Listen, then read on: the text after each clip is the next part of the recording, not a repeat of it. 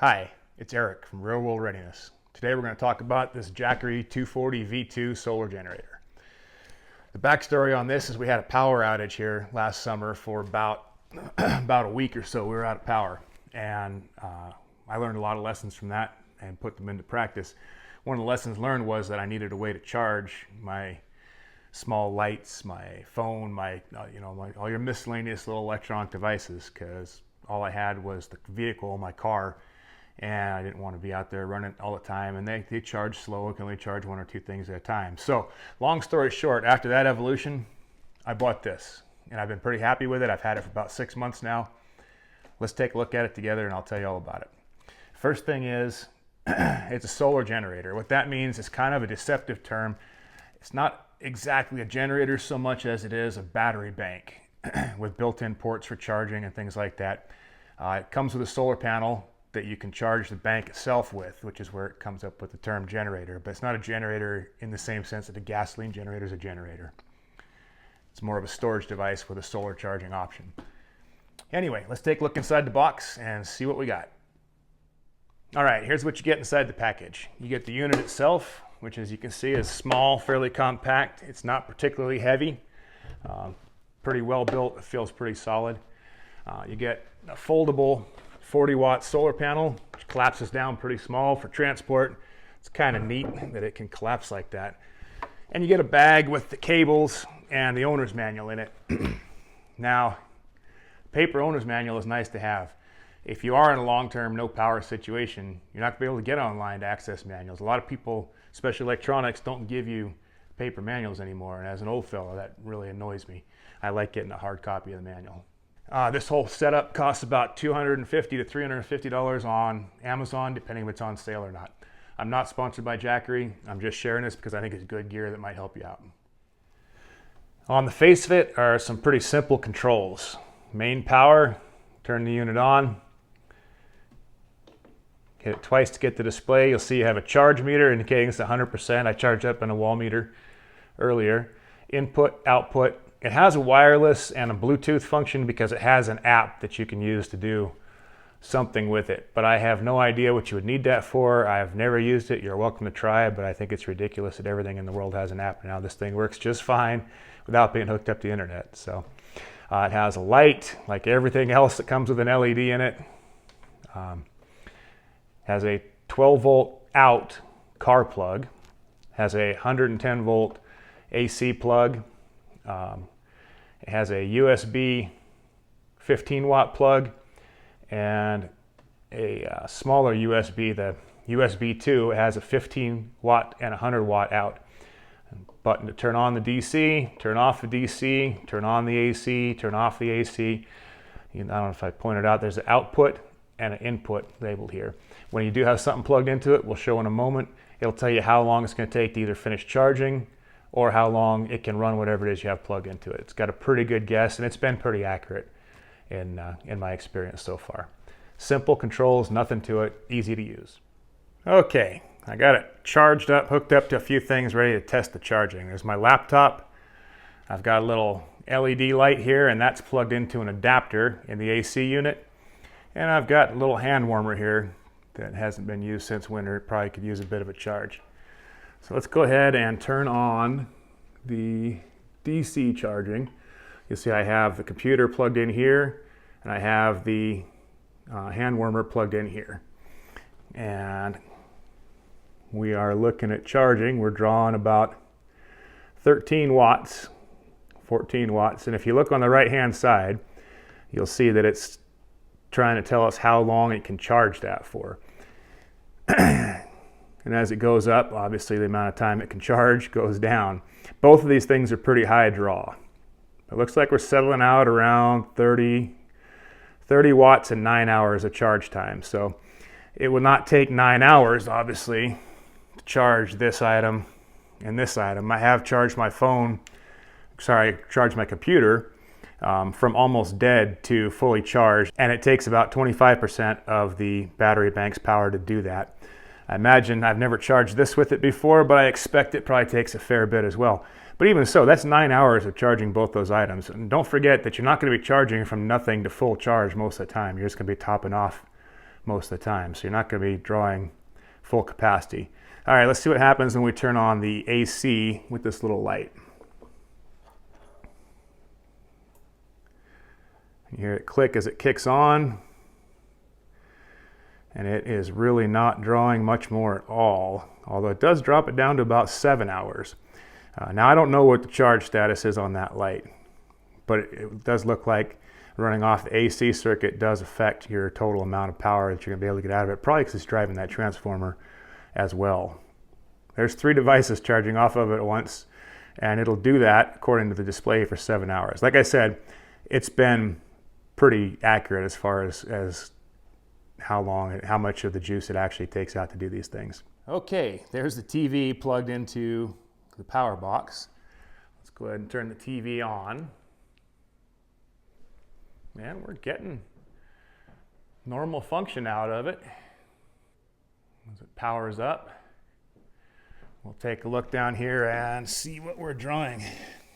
Oh, that's a load, all right. It's pulling 100 watts, 110 watts. So it looks like, yeah, it looks like we only got about 2 hours watching TV off of this box. So it will do it, but it's not going to do much else besides run that TV.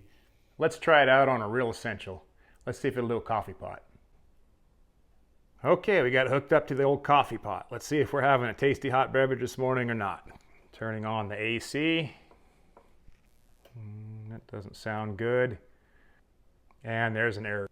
It looks as if the coffee pot is going to be a little too much, going to overload it. I'm not surprised. The coffee pot has a heating element in it, and making heat is one of the hardest things for electricity. You burn through a lot of electricity making heat. Okay, we'll have to find another way to make our coffee in the morning. Let's see if we can run some tools off this thing. First up, plug-in hand drill.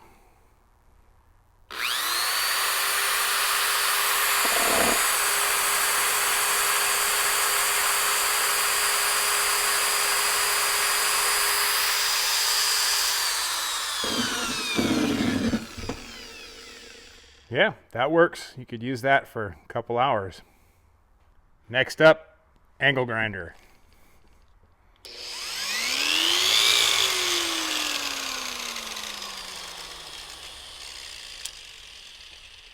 Nope. Angle grinder tripped it out, so the angle grinder is a hard no. Okay though, what about this? What if we charge up the DeWalt batteries and we could use any cordless tool that we wanted to use? Let's see what we got here. We're at 2/3 charge on the battery, so it should take a draw. Let's hit the AC.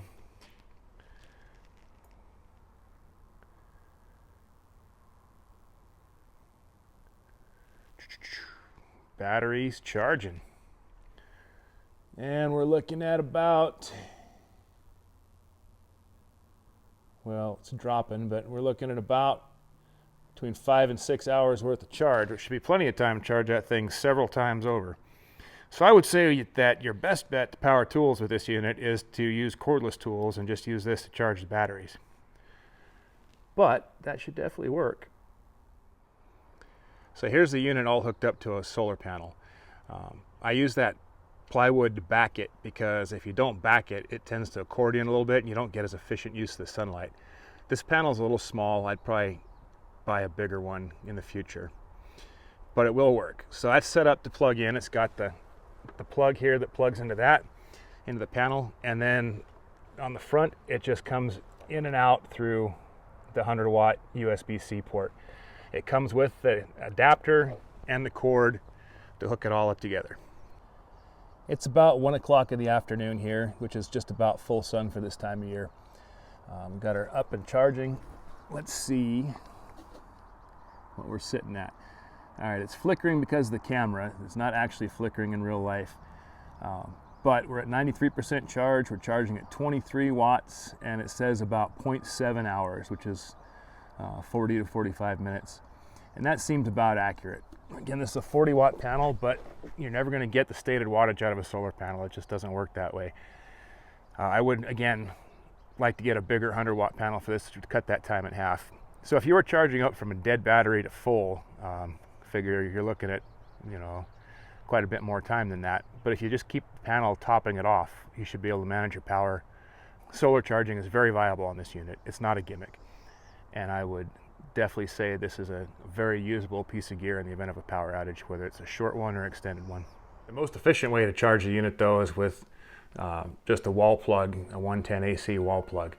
That cord is also included with the whole package.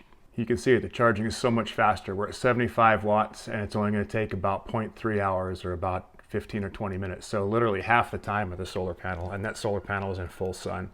You can charge the whole unit in several hours off of the wall outlet. It's definitely the way to go if you can do it. So one of the things I like about this unit is that you can use it in your everyday life. Not only is it perfect for keeping you in business electricity when the power's out, but you can also take this thing camping, you can take it on road trips, you can use it when you're working away from power if you want to charge tools or radios or anything like that. You'll be able to use this in your regular life as well. I actually use it unexpectedly shooting videos for this channel. I didn't think about that, but I use it for charging gear and running lights and things like that. So all around, it's a pretty useful item. All right, let's summarize what we learned here today. For what I bought it for, this is perfect. I bought this thing to keep phones charged, to keep lights charged, to keep my radios charged. And for keeping devices charged, it's perfect. Between that and even this little solar panel, it's got plenty of power to keep all your small electronics charged and working as long as you're careful and plan your charging and discharge cycles accordingly. It can run a few things. We saw it can run some tools, it can run the TV, things like that. That's not really its forte. It's not great at that. If you're going to try and run tools with it, I think your best bet is going to be running the cordless tools, charging the cordless batteries and then using your cordless tools. I think that's going to be the most efficient way to use this if you're using it for running tools. But really, if you're looking to run equipment more so than charge things, you really want a bigger unit. Which brings me to one of my points. I'm going to buy another power station, probably a Jackery, because I'm pleased with it, but buy the biggest one you can afford. The more power you have, the better. You're not going to be sorry to have more power than less power. So buy the biggest one that you can afford. This is, like I said, it's a well-made unit. It comes with everything you need to use it. I would recommend getting a bigger solar panel. This one will charge it, and you can maintain your charge with it. But especially if it's not a beautiful sunny day, it's going to take a while to charge at this. I'd get the 100-watt panel, even though it costs a little bit more money. I intend to buy one myself, although I probably will buy it as a package when I buy the bigger unit, so I don't have to spend the individual cost.